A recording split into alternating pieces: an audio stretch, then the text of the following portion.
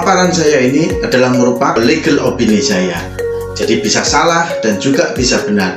Jika ada salahnya, saya mohon maaf yang sebesar-besarnya. Mudah-mudahan Allah Subhanahu wa Ta'ala mengampuni dosa-dosa saya. Tetapi jika ada benarnya, itu semata karena rahmatnya Allah kepada kita semua. Inilah kanal pembagian waris. Assalamualaikum warahmatullahi wabarakatuh. Bismillahirrahmanirrahim. Alhamdulillahirabbil alamin. Allahumma shalli wa sallim ala sayyidina Muhammad al-fatih lima ughliqa wal khatim lima sabaqa nasiril haq bil haq wal hadi ila syiratikal mustaqim wa ala alihi wa sahbihi haqqa qadri wa miqdarihil azim. Selamat berjumpa kembali sahabat. Pada video yang lalu kita sudah membahas tentang beberapa azas. Bahkan kita kemarin juga diselingi karena ada mendadak yang berkonsultasi tentang pembagian waris.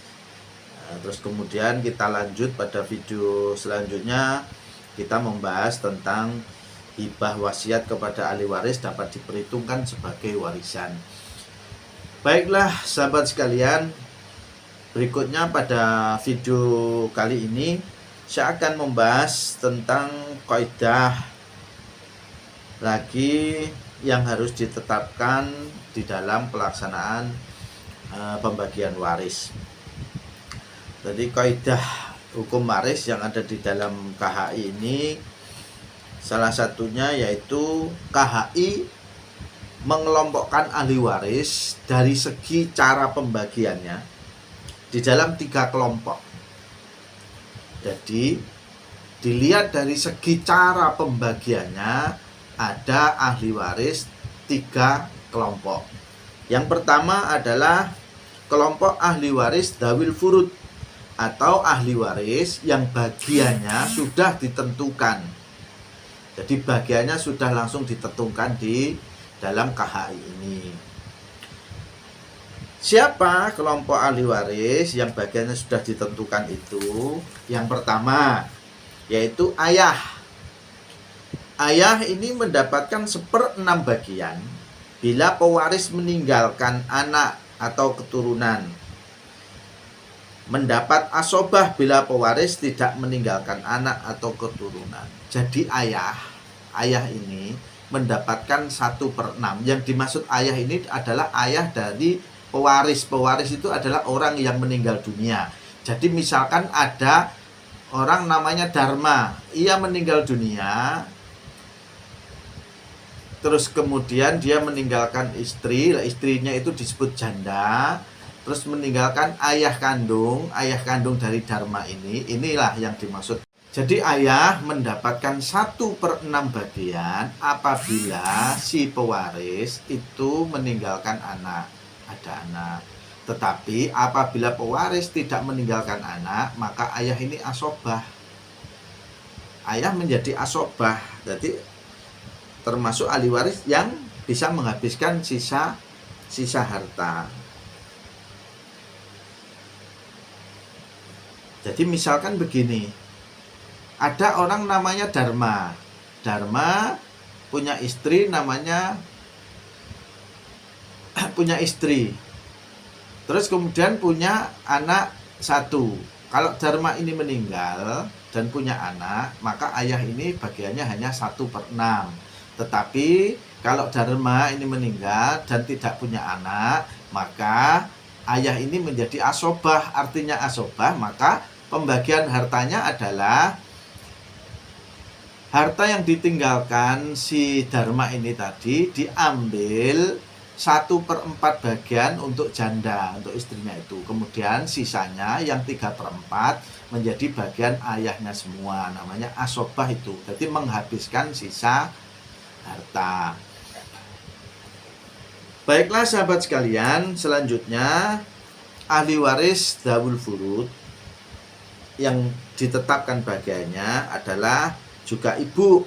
Ibu ini termasuk juga seperti ayah.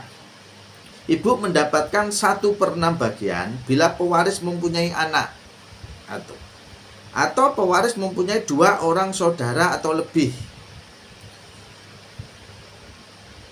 Kemudian ibu ini mendapatkan 1/3 bagian jika pewaris tidak meninggalkan anak atau keturunan, atau pewaris meninggalkan 1 orang saudara. Lah ini bedanya ayah dengan ibu tadi.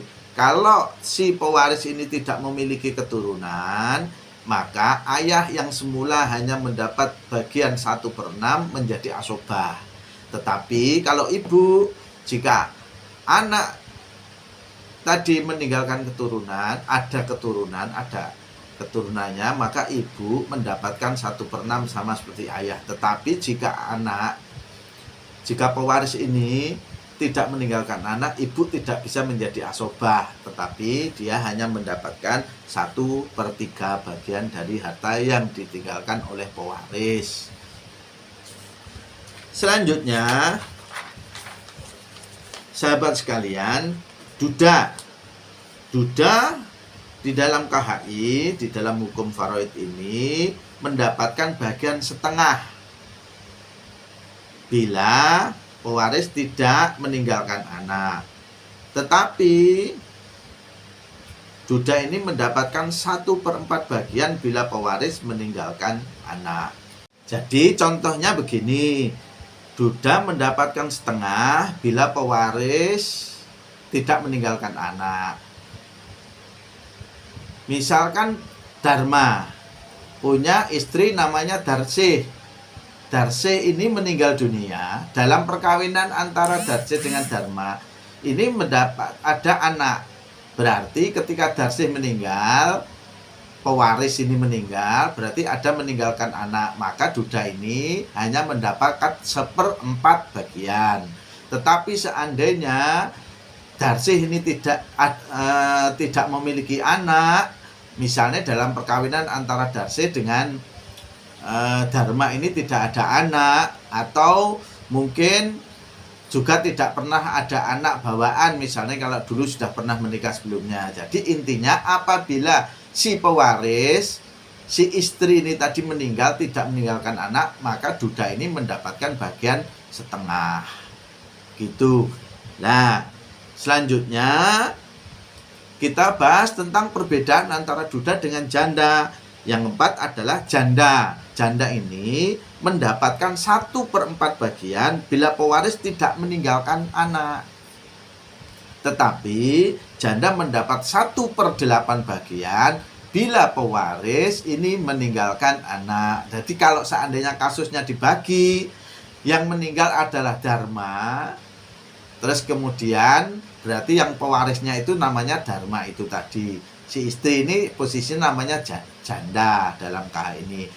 Nah, bila Dharma tadi tidak mempunyai anak, maka janda si Darsih ini hanya mendapatkan 1/4 bagian. Beda dengan posisi Dharma selaku duda tadi, kalau tidak anak mendapatkan setengah. Selanjutnya apabila si pewaris ini tadi ada anak, meninggalkan anak, maka si janda, si Darsih ini mendapatkan bagian 1/8 bagian. Jadi konsepnya hampir sama dengan konsep pembagian anak, laki-laki dan perempuan 2:1. Jadi kalau duda itu bisa mendapatkan setengah dan bisa mendapatkan 1/4. Tetapi kalau janda bisa mendapatkan 1/4 atau 1/8. Selanjutnya, sahabat sekalian,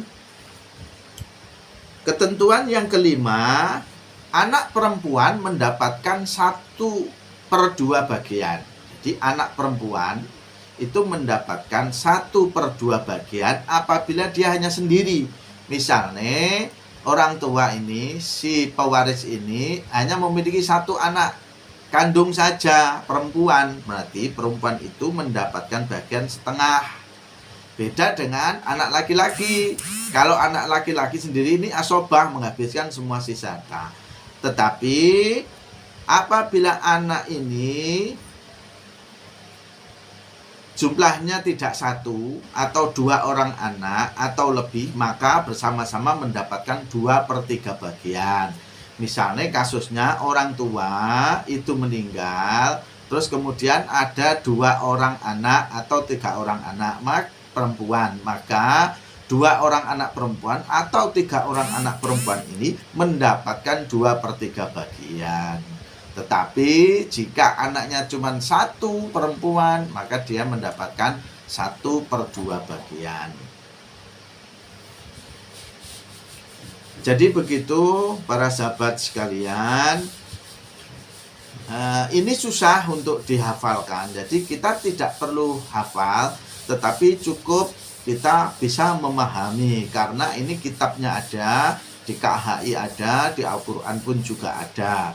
Jadi kalau kita menghafal malah justru kesulitan, malah kadang ya namanya perkara-perkara waris ini kan tidak sering terjadi, tetapi pasti akan terjadi. Selanjutnya Dawil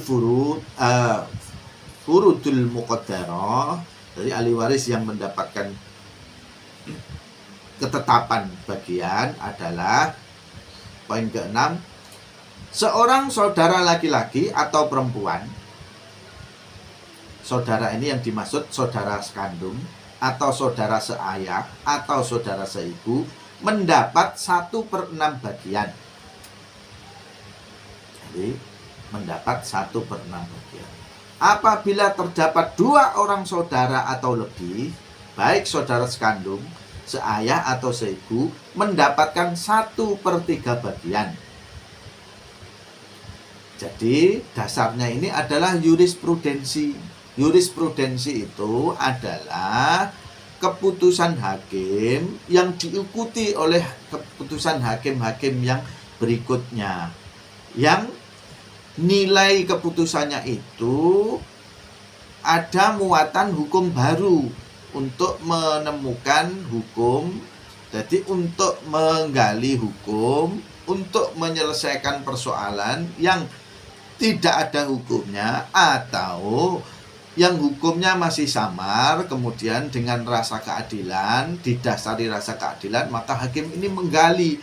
Ya ini makanya saya bilang, kalau di dalam pengadilan yang namanya ijtihad itu menurut saya, menurut pendapat saya adalah jurisprudensi. Dasarnya di sini ini. Mungkin ini yang akan bisa berbeda jika panjenengan berkonsultasi kepada Pak Ustadz atau Pak Kiai, karena mungkin beliau-beliau ini tidak memasukkan jurisprudensi ini ke dalam kaidah-kaidah pembagian waris. Baiklah sahabat sekalian, yang ketujuh atau yang terakhir itu seorang saudara perempuan baik sekandung, seayah atau seibu mendapatkan setengah bagian. 2 orang saudara perempuan sekandung atau seayah atau seibu mendapatkan 2/3 bagian. Jika saudara perempuan tersebut mewaris tidak bersama ayah dan tidak ada saudara laki-laki atau keturunan laki-laki dari saudara laki-laki. Nah, ini pembagiannya hampir sama dengan anak perempuan, tapi dengan catatan jika si perempuan tersebut tidak bersama ayah, artinya tidak ada ayahnya pewaris, juga tidak ada saudara dan keturunan laki-laki dari maupun saudara laki-laki. Sementara begitu, ini hanya gambaran sekilas, panjenengan semua tidak perlu dihafalkan, tapi cukup dipahami. Panjenengan sekali lagi bisa mendownload kompilasi hukum Islam. Di situ jelas semuanya, pasal-pasalnya. Kalau panjenengan belajar di Al-Quran, maka ada surat An-Nisa ayat berapa. Tetapi kalau di KHI, panjenengan yang tidak bisa membaca huruf Al-Quran, misalkan, cukup bisa memahami dengan pasal-pasal yang sudah dituangkan di dalam kompilasi hukum Islam. Sementara begitu sahabat sekalian, untuk pertemuan pada kali ini, selanjutnya nanti pada video berikutnya saya akan jelaskan kelompok ahli waris yang tidak ditentukan bagiannya, dan kelompok ahli waris yang mendapat bagian sebagai ahli waris pengganti. Saya kira begitu. Akhir kalam. Assalamualaikum warahmatullahi wabarakatuh.